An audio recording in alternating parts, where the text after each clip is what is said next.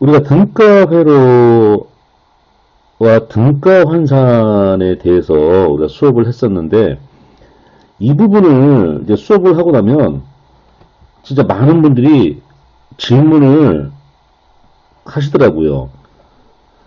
여기가 되게 헷갈린가 봐요. 하기서 한번 저도 처음에 할 때 되게 헷갈렸는데, 이 부분을 좀 명확하게 설명해 드리기 위해서 제가 이건 따로 영상을 준비해서 제가 유튜브에 올려드릴 테니까, 이 질문들 많이 하셔갖고, 그래서 제가 이제 설명을 드리는 거예요. 먼저, 우리 권수비라는 걸 우리 다들 알고 있죠? 권수비. 자, 권수비, 우리가 1차 측과 2차 측의 권수비가, 그쵸? 1대 A일 때. 그래서 우리가 권수비를 우리가 A라고 그러죠? 그래서 정확히는 1대 A라고 표시해야 돼요. 자, 1차 측이 1이라면 2차 측이 A가 되는 거예요.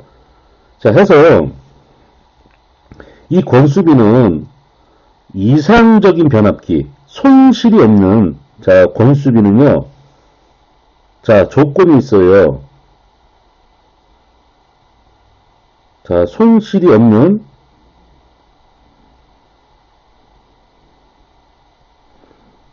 자, 이상적인 변압기에서 이 권수비를 적용할 수 있다는 거예요.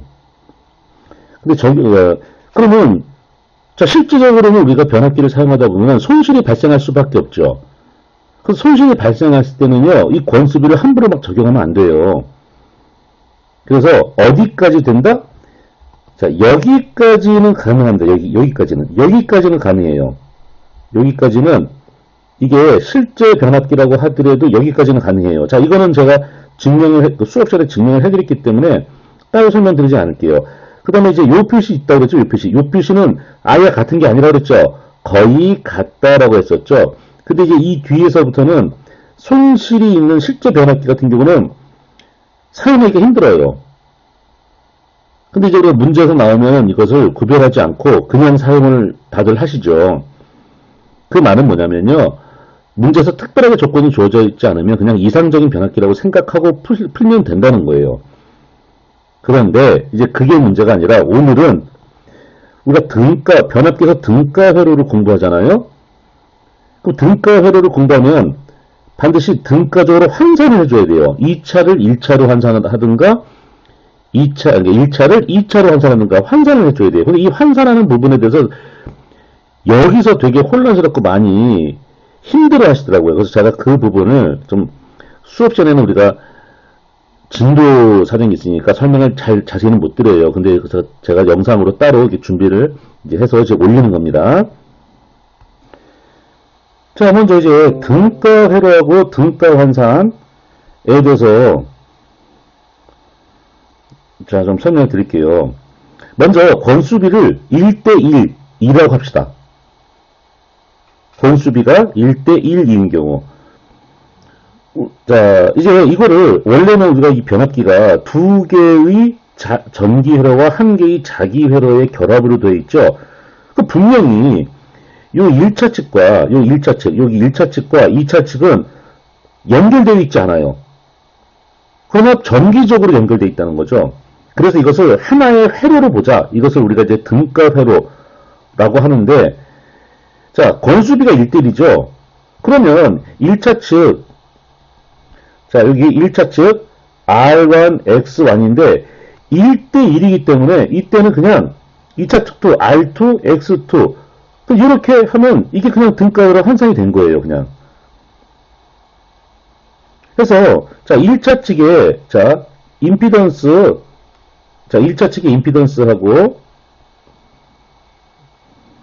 자, 지울게요. 자, 1차 측의 임피던스 Z1, 2차 측의 임피던스 Z2. 를 생각하자고요. 자, 그렇다면은, 우리가 1대1이기 때문에 얘는 2차 측을 기준으로 하든 1차 측을 기준으로 하든 상관없어요. 그럼 얘는 그냥 그대로 갖고 와서 임피던스 갖고 와서 그냥 즉 이 전체 이 등가 회로로 변환했을 때 이 전체의 합성 임피던스 그냥 Z1 더하기 Z2가 되는 거예요. 이렇게. 자, 권수비가 뭐? 1대1인 경우예요. 권수비가 1대1인 경우. 이런 경우는 그냥 뭐 등가로 뭐 이렇게 연결해서 등가로 만드는 건 어렵지 않다는 거예요. 자, 이제 권수비가 1대 A인 경우 이걸 등가회로를 어떻게 환산을 해야 되느냐, 어떻게 바꾸고 등가 환산을 어떻게 해야 되느냐, 이제 이거 설명드려 볼게요. 자, 방금 말씀드렸듯이 이 권수비가 1대1이면 그냥 바로 등가회로로 바꿔버리면 돼요. 1대1이니까. 근데 이거를 함부로 못 바꾸는 이유가 바로 권수비가 1대 A가 되기 때문에 때문에 이것을 등가로로 바로 바꿀 수 없어요. 그래서 한번 거쳐야 돼요. 자, 그래서 무슨 말이냐. 자, 여기 한번 보세요. 오른쪽에 제가 회로 두 개 그려놨는데요. 자, 요거 편의상 여기 1번 그림 이렇게 말씀드릴게요. 여기 2번 그림 할게요. 자, 지금 여기 1번 그림은 여기 권수비가 1대 A라고 되어 있죠? 그럼 우리가 이렇게 할 거예요. 권수비를 1대1로 한번 생각해 볼게요. 권수비 1대1. 자, 권수비가 1대1이면 바로 등가로 환산할 수 있다라고 말씀드렸죠? 그죠? 자, 그러면 지금 실제적으로 여기 회로가 얼마예요? 이게 권수비가 1대 A잖아요. 그럼 여기서 이제 이걸 고민을 좀 하셔야 되는데, 자, 지금 제가 드리는 말씀을 잘 한번 생각해 보세요. 자, 먼저, 우리가 이 등가 환산을 할 때는요, 1차 측을 기준으로 하느냐, 2차 측을 기준으로 하느냐, 이걸 판단하셔야 돼요. 자, 먼저, 우리가 지금은, 자, 1차 측을 기준으로 할 거예요. 즉, 이걸 다른 말로 뭐라고 하냐면요, 1차 측에서 바라본, 이런 뜻이에요. 그래서 우리가 우리가 이 등가 회로를 완성했을 때 그 임피던스는, 자, 이렇게 씁니다. 1차 측에서 바라봤죠? 그래서 임피던스 해주고 이렇게 이렇게 써줍니다. 1차 측에서 바라본 임피던스요. Z21. 그럼 얘는 21이 아니라 앞에 2는 2차 측, 뒤에 1은 1차 측을 의미해요. 우리가 자, 얘가 등번호 2번이고 얘가 등번호 1번이에요. 근데 얘가 앞서고 있어. 이렇게. 얘가 앞선단 말이에요. 그러면 당연히 1번은 달리면서 2번을 바라볼 수밖에 없죠. 그쵸? 그렇게 생각하세요. 그래서 요거 명칭 헷갈리시면 안 돼요. 제가 이거 설명드리는 이유는 필기뿐만 아니라 이 실기에서도 여러분들 이거 상당히 잘 나옵니다. 근데 이거 헷갈려요. 그래서 자, 뒤에 따라가는 사람이 바라본다는 거 뒤에. 그래서 얘는 2차보다 1차가 뒤에 있죠. 그래서 1차가 2차를 바라본다. 그래서 1차 측이 기준이다. 이렇게 생각을 하시면 되는 겁니다. 자, 여기 1차 측 임피던스, 여기서 1번 그림에서 1차 측 임피던스 Z1이죠? 그럼 얘는 2차 측 임피던스 Z2가 되잖아요. 근데 얘는 권수비 1대2죠? 이렇게 할 거예요. 우리는 다른 건 다 내버려 두고 이 회로로 바꿔줄 거예요. 그런데, 자, 여기는 권수비가 A인데 여기는 1이 되죠? 그죠? 이해되셨어요, 지금? 그럼 이렇게 할 거예요. 여기다가 이름을 좀 붙여주자고요. 이름을. 자, 이름을 뭐라고 붙여주느냐? 자, 여기 2차죠? 2차인데 환산을 해야 되는 거예요. 뭘로? 권수비가 1대1이 되도록 환산을 해야 돼요. R2 다시 X2 다시. 그러면 여기 합성 임피던스는 Z2 다시라고 할 수 있겠죠? 자, 그럼 여기 1차 측은 변함이 있어요, 없어요? 1차 측이 기준이기 때문에 1차 측은 변함이 있으면 안 되죠? 그럼 얘는 그대로 Z1이 되는 거예요. 자, 이제 이 대목에서 여러분들, 우리가 권수비는요, 손실이 없는 이산 변압기에 대해서 사용할 수 있다고 그랬죠? 여러분들, 얘는 지금 실제 변압기이기 때문에 여기서는 자, 이 1번, 이 자체에서는 권수비를 사용할 수 없지만 지금 이론과 보이세요? 요 두 개. 얘는요, 그냥 단순히 환산만 하는 거잖아요. 같은 2차 측이잖아요. 같은 2차 측을 권수비를 A에서 권수비를 1로 환산하는 거기 때문에 얘들은 손실이 있어요, 없어요? 그렇죠. 환산만, 이게 수학적으로 환산만 하는 거기 때문에 얘는 손실이 당연히 없죠. 그러면 일반에서 이렇게 1차와 2차 측의 권수비를 적용할 수 없지만 이놈과 이놈은 권수비를 적용할 수 있다는 거죠. 왜? 손실이 없잖아요. 그래서 이렇게 되네요. 자, 자, 지금 권수비가 1대, 자, 여기 1대 A가 되네요. 그러면 Z2 프라임은 Z2의 A 제곱을 곱해주면 되잖아요? 아시겠어요? 자, 얘가 1이니까 이렇게 되는 거죠. Z2 프라임, Z2, 전체 루트. 그럼 얘는 손실이 없기 때문에 그냥 권수비 A랑 같다. 그래서 양변 제곱해서 정리해주면 이렇게 나오겠죠? 그러면 우리가 원하는 게 뭐야? 1차 측에서 바라본 등가별의 합성 임피던스를 구하는 거죠. 그럼 이렇게 되는 겁니다. Z1은요. 자, 1차 측에서 바라본 Z1. 그 다음에 1대1이니까 여기 더하기 얼마야? Z2 프라임. 해서 얼마 나와요? 자, Z1은 변함이 없죠? 근데 Z2 프라임이 바로 뭐예요? 더하기 A, 아이고, 제곱을 잘못 썼네요. 얘는 A제곱 Z2가 되는 거예요. 그래서 제가 수업 시간에 설명드렸던 부분이 Z21은 Z1 더하기 A제곱 곱하기 Z2 이렇게 등가적으로 임피던스를 환산할 수 있다는 거예요. 근데 자꾸 질문하시는 게 1차와 2차를 이거 권수비를 적용하다 보니까 그러면 얘가 Z1 더하기 A제곱분의 Z1 이렇게 돼야 되는 거 아니에요? 이렇게 질문하는 분들이 많아요. 이거 아니에요. 아시겠어요? 자, 해서 이렇게 됩니다. 그러면 1차 측은 그냥 Z1 임피던스 그대로 갖고 와요. 이게 Z1. 그럼 여기는 뭐가 되는 거예요?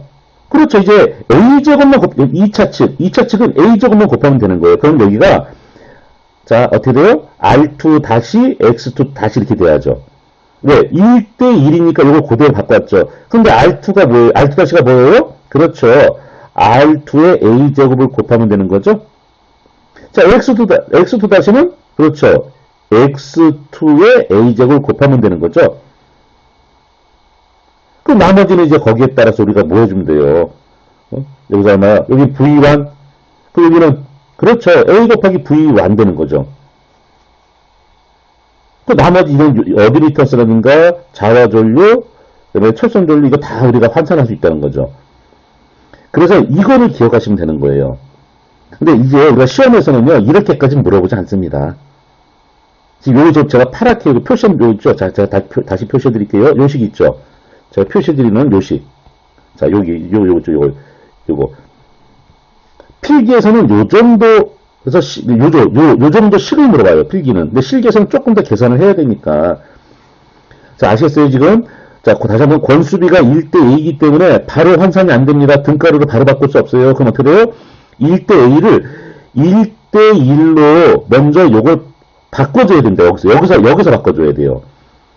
그러면, 자, 이놈과 이놈은 권수비가 1대 A가 되니까, 그러면 같은 2차 측을 환산하는 거니까, 당연히 손실이 있을 수가 없다. 그러면, 권수비를 적용할 수 있겠구나. 해서, 이렇게 권수비 맞춰주고 나서, 그럼 이제 나머지 등가를 이렇게 각 요소별로 이렇게 우리가 이걸 기록해주면 된다는 거예요. 다시 한번 말씀드리지만, 이 Z2, 그러니까 1차에서 가는, 그러니까 1차를 기준으로 한 합성 임피던스가 Z1 더하기 A제곱분의 1 Z1 이거 아니에요. 자, 이어서, 이번에는 Z12 임피던스를 구해볼 거예요. 자, 요거, 제가 설명 안 드려도 이거 아시겠죠? 2차가 뒤에 있죠? 그럼 얘는 2차가 1차를 바라보는 거예요. 그래서 얘는 뭐다? 2차 측에서 1차 측을 바라본 합성 임피던스예요. 그럼 누가 기준이다? 2차 측이 기준이에요. 그래서 자, 우리 권수비가 1대 A죠? 그럼 2차 측이 기준이기 때문에 권수비를 이렇게 바꿀 거예요. A분의 1대 1로 바꿀 거예요.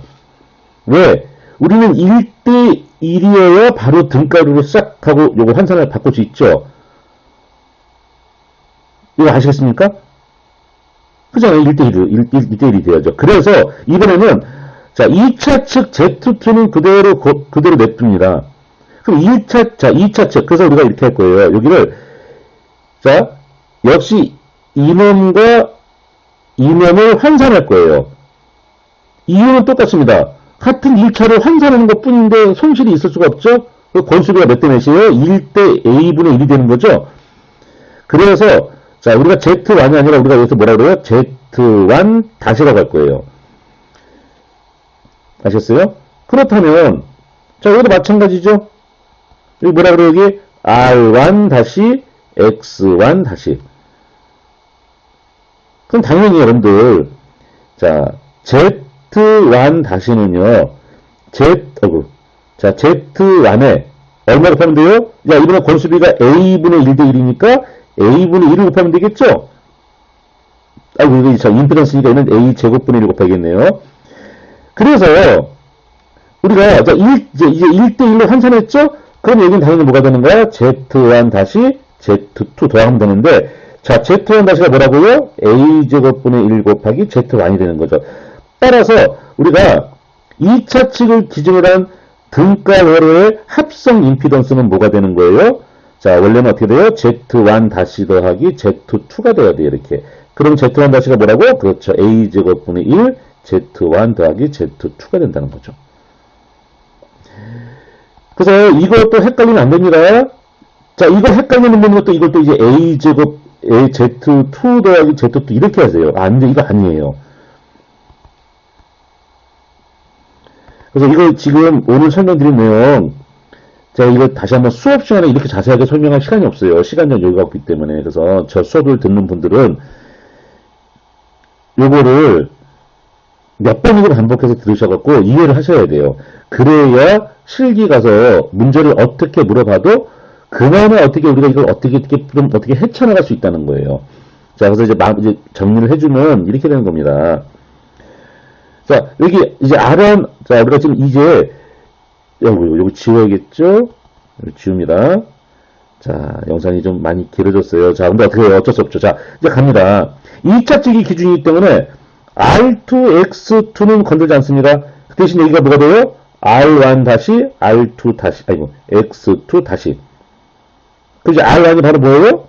그렇죠. A제곱분의 1 곱하기 R1. X2 다시는 A제곱분의 1 곱하기 X2가 된다는 거죠, 이렇게. 그래서 이게 등가 회로를 우리가 실제 변압기의 등가 회로를 만드는 방법이고, 그럼 등가 회로를 만들 때 각 성분들, 임피던스라든가 리액턴스라든가 저항 등 여러 가지 부분들을 이제 등가 환산하는 그 방법이 되겠습니다.